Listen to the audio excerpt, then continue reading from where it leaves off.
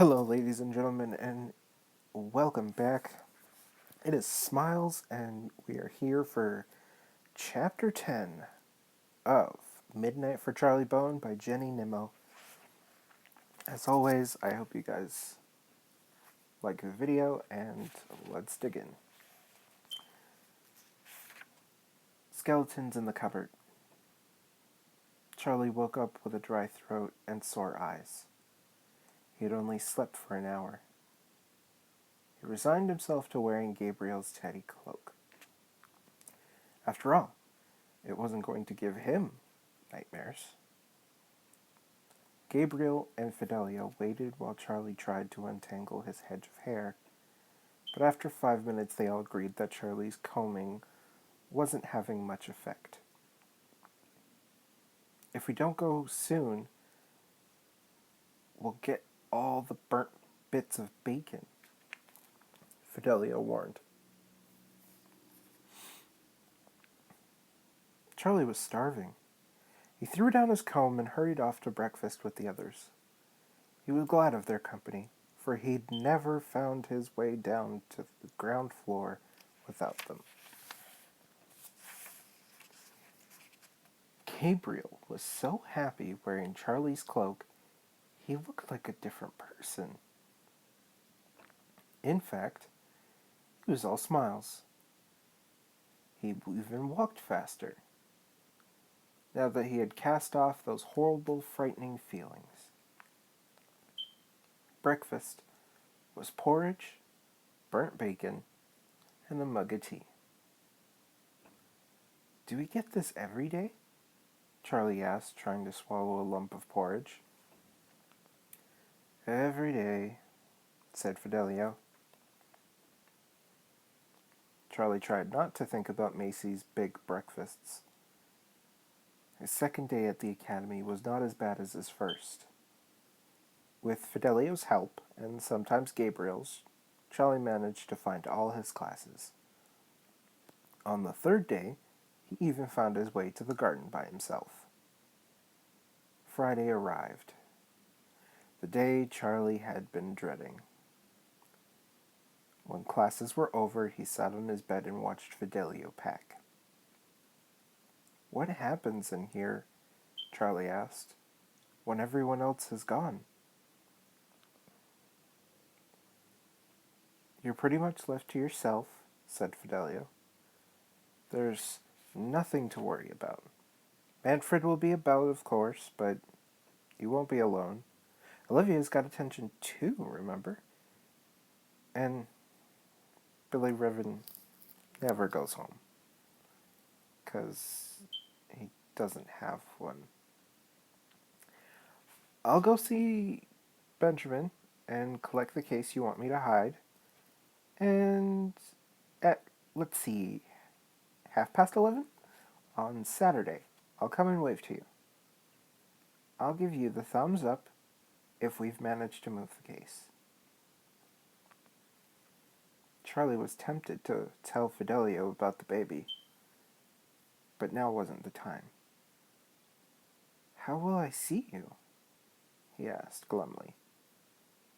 Go to the music tower. Olivia will show you. I'll wave at the window facing the street on the second floor, and then you'll have 4 hours to go before you're out. Charlie sighed. Cheer up. Fidelio patted Charlie's shoulder and picked up his bag. Charlie followed his friend downstairs and watched him swinging his bag towards the tall oak doors. They were open now, and children rushed through them, eager for a weekend of freedom. Fidelio turned and gave a quick wave. He was almost the last to leave. Charlie had a desperate urge to rush through the doors before they closed. He took a few paces forward, glanced quickly around him, and increased his pace. Give up, Bone. Charlie whirled around. Manfred Bloor was standing in a shadowy recess halfway down the hall. Do you think no one's watching, eh? I didn't think anything, Charlie said. Take your homework to the king's room and stay there until you hear the supper gong. As Manfred spoke, the two massive doors closed, and his voice echoed across the empty hall. Okay, Charlie muttered. Say, yes, Manfred. None of this okay stuff. Yes, Manfred. Charlie found Olivia and Billy chatting in the library. We don't have to be silent when Manfred's not here, Billy said happily. Charlie wondered how Billy survived, imprisoned in the Bloors week after week, all alone in the dark dormitory when everyone else had gone home. Do you ever get out of here? He asked Billy. I've got an aunt who lives by the sea, so I go there for holidays, said Billy. And I'm not lonely, because there are... He hesitated, and said almost under his breath, there are the animals. What animals? Asked Olivia. I don't see any animals. Cook has a dog, said Billy. It's very old, but it's friendly. And there are mice and things. You can hardly talk to a mouse, said Charlie. Billy was silent. He looked down at his book and began to read. The round lenses in his reading glasses made his eyes look like two huge red lamps. All at once he muttered, Actually, I can. Can what? Asked Olivia. Billy cleared his throat. Talk to mice. Really? Olivia closed her book. That's fantastic. Is it your thing? You know, your endowment? Billy nodded. Does that mean you can understand them as well? Asked Charlie. Slowly and solemnly, Billy nodded again. Charlie gave a low whistle. Benjamin had often said he wished he knew what Runner Bean was saying. Could you come and talk to my friend's dog? He asked Billy. Billy didn't reply. He stared at Charlie with a bewildered expression. Perhaps that would be frivolous, said Charlie. Sorry, I shouldn't have asked. Please don't tell anyone. I can't talk to everyone's pet. Animals have so many languages. It's very tiring listening to them. Charlie and Olivia swore not to tell a soul. They returned to their books, but after a while, Charlie became aware that Billy was neither working nor reading. He was just gazing into space. Can I tell you something? Billy said. Olivia and Charlie both said yes. It happened a week ago. I was on my way to the garden after tea. Manfred had been talking to someone. I don't know who it was, but I heard a girl crying in the prefect's room. Not me, said Olivia. Not you, Billy agreed. But like I said, it was a girl, and she was crying. So I knew someone was in bad trouble. I suppose I'd slow down a bit because Manfred suddenly stormed out and knocked me over. He told me I was blind and stupid and other horrible things, and that I was to go to the garden at once. So did you? Olivia asked eagerly. My leg hurt, said Billy. So I was a bit slow. I was limping down a passage when I heard the cats. There were 3 of them. "Let us in," they said. "Quickly, Billy, come to the door in the tower."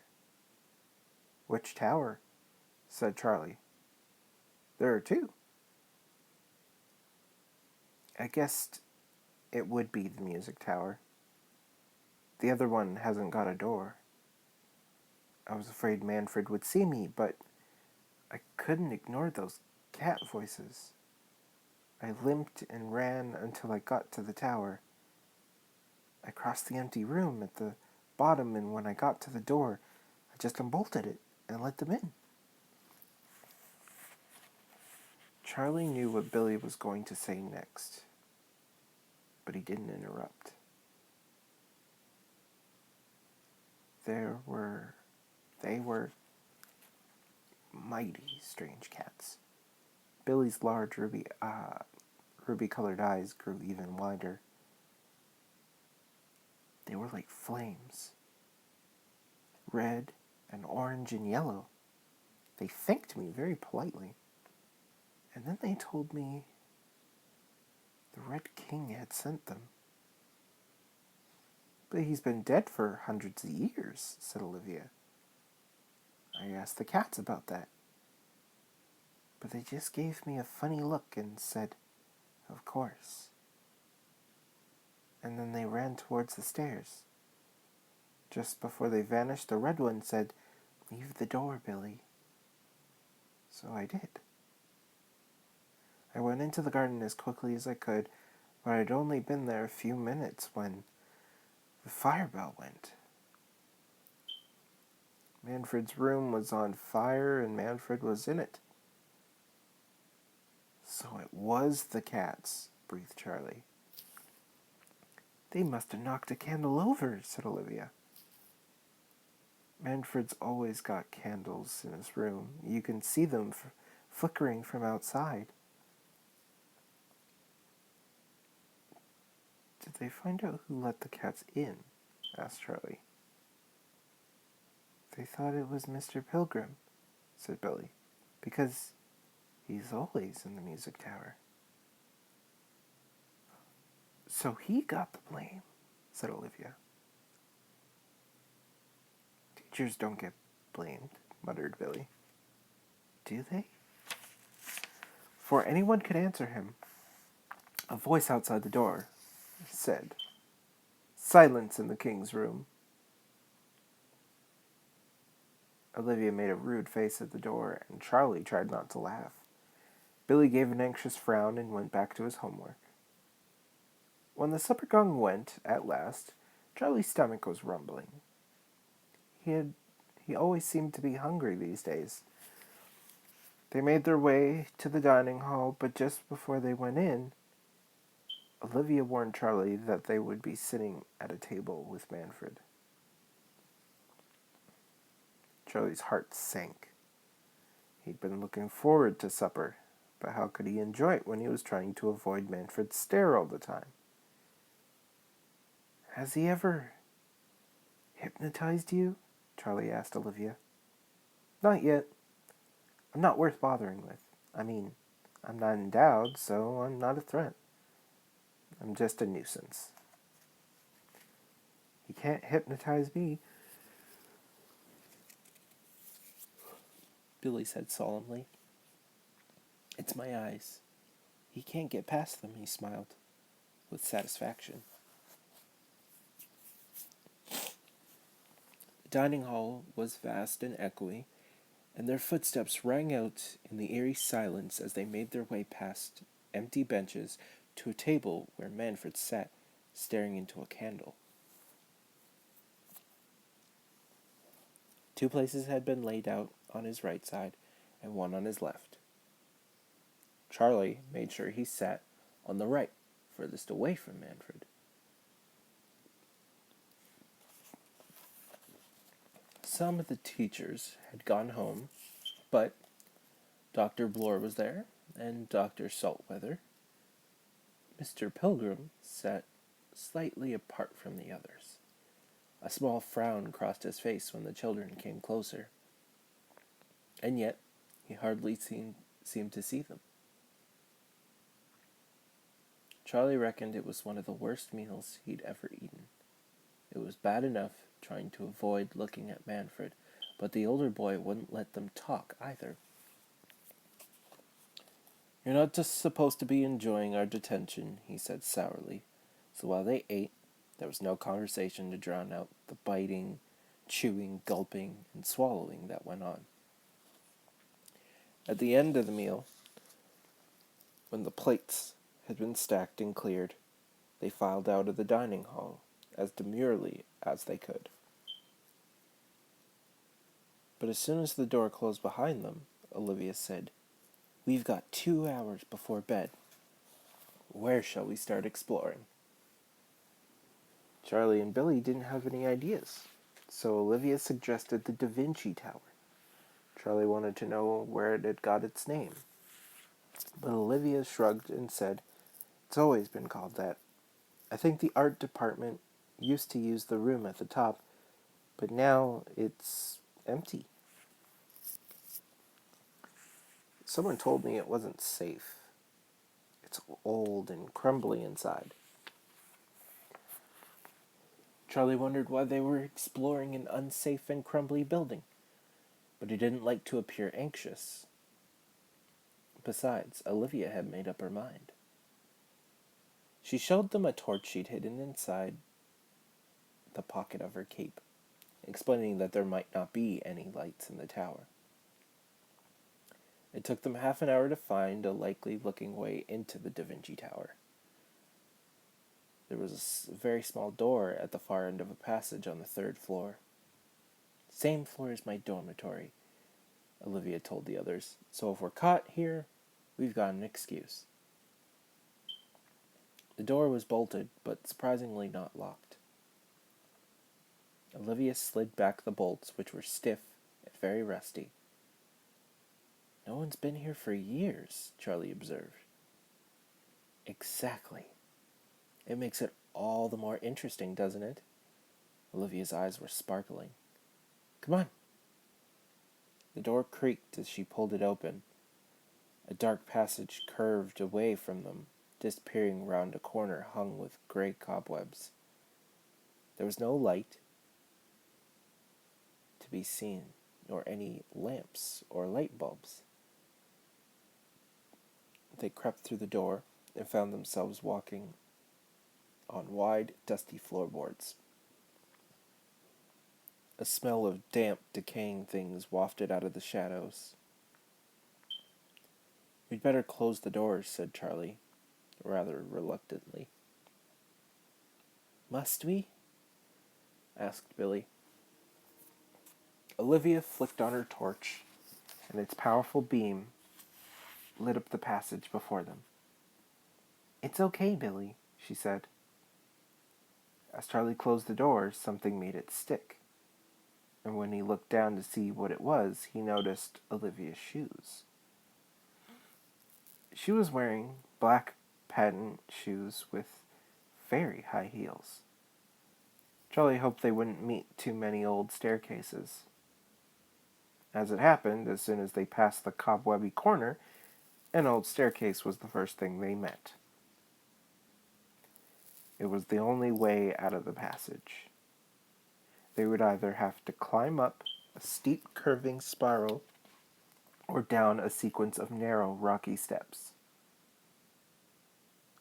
"Let's go up," begged Billy. "It looks horrible down there."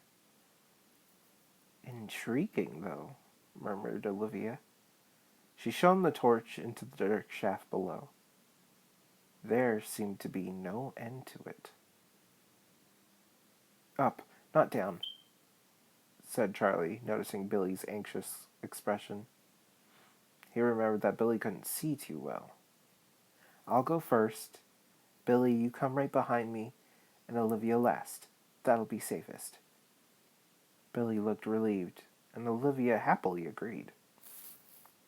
"You'll need the torch if you're going first," she said, passing it to Charlie. The spiraling steps were extremely narrow, and uneven. Charlie had to practically crawl up them. He could hear Billy panting nervously behind him, and the occasional scrape of Olivia's shoes on the stone. All at once, there was a clatter, several muffled thumps and an echoing moan, and then a gruesome silence. It was quite obvious what had happened. "Do you think she's dead?" Billy whispered. The moan started up again, so at least that question was answered. But how badly wounded was Olivia? "We'll have to go backwards, Billy," said Charlie. "Do you think you can?" "Yeah," Billy said uncertainly. Slowly and carefully, they retraced their steps. The moaning began to fade, and Charlie called out, "Hold on, Olivia, we're coming." They had reached a small landing before the rocky steps plunged down into the shadows. "I'll go first," Charlie offered. "Do you want to wait here, Billy?" "No, not alone." Billy quickly clambered after Charlie. The rough staircase began to curve, and Charlie, directing the torchlight downwards, found Olivia at the bottom, huddled against an ancient-looking door. "Are you okay?" was Charlie's first question. "Course I'm not. My knees hurt, and I've bumped my head. I couldn't see where I was going, could I?" Charlie didn't like to mention the high heels. "Shall we pull you up? Do you think you can stand?" "I'll have a go." Olivia grabbed the door handle above her, gradually pulled herself upright. She must have been leaning rather heavily on the run door, because there was a sudden crack, and the old door fell inwards, with Olivia on top of it. "Yahoo!" she yelled. There wasn't much point in telling her to be quiet. Charlie scrambled after her as he stepped onto the fallen door. The torchlight shone into the room beyond, and Charlie saw something so extraordinary he had to ignore Olivia for a moment and aim the light further into the room. "Wow," he murmured. "It's amazing." "What is?" Olivia rolled over and got to her feet. Now, she too could see. The room was full of armor, or rather, bits of armor. There were also bits of metal figures. They lay on tables and chairs. They littered the floor and hung from the walls. There were shiny skulls with hollow eyes and terrible metal grins, steel fingers clinging to boxes, metal feet dangling from cabinets, arms, legs, ribs, and elbows, all in tangled heaps on the floor. Worse than all these were the skeletons hanging from the ceiling. "Ugh," said Olivia. "It's like Frankenstein's Workshop." Billy, who had squeezed between them, asked, "Who's Frankenstein?" "A doctor who made a monster out of a dead man," Olivia told him. "Dead bits," Charlie corrected. Olivia grabbed his arm. "Did you hear that?" Charlie was about to ask what when there came the tiny tip-tap of approaching footsteps. There weren't coming from the rocky steps behind them, but from a door at the far end of the room. "Quick!" Olivia pushed both boys off the fallen door and into a cupboard with the door standing slightly ajar. As soon as they were inside, she pulled the door shut, but not before they had a glimpse of the things in the cupboard. Olivia and Charlie both clamped their hands over Billy's mouth. He was, after all, much younger than they were, and the cupboard was full of skeletons. Charlie switched off the torch just as someone entered the room. A light came on. It shone through the cracks in the cupboard door, and the children were painted like zebras in stripes of light and shadow. Olivia just managed to stop herself giggling. Squinting through a crack, Charlie saw Dr. Blore moving between the stacks of armor and metal figures.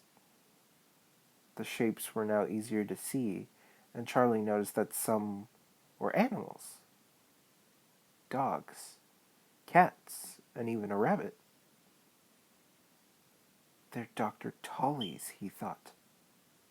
But how did they end up here in a secret room in Blore's academy? Were they bought or given or stolen?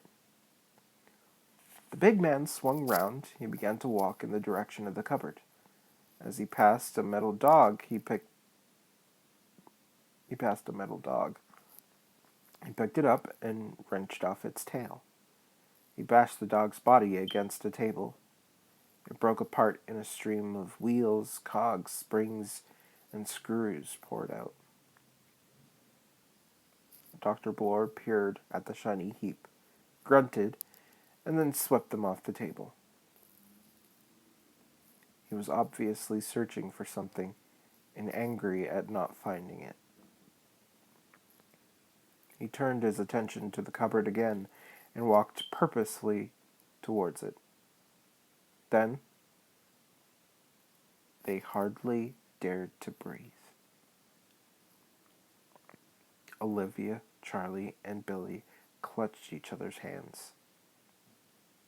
Olivia's long nails bit into Charlie's palm, and he was on the point of yelling out when a door opened and a loud squeak, and a voice said, "I thought I'd find you in here." And that is the end of chapter 10. As always, I hope you guys enjoy. Like, comment, subscribe if you want to hear more. And especially you can find me on Twitter on Late Beginnings. I hope you enjoy. Till next time, I will see you later.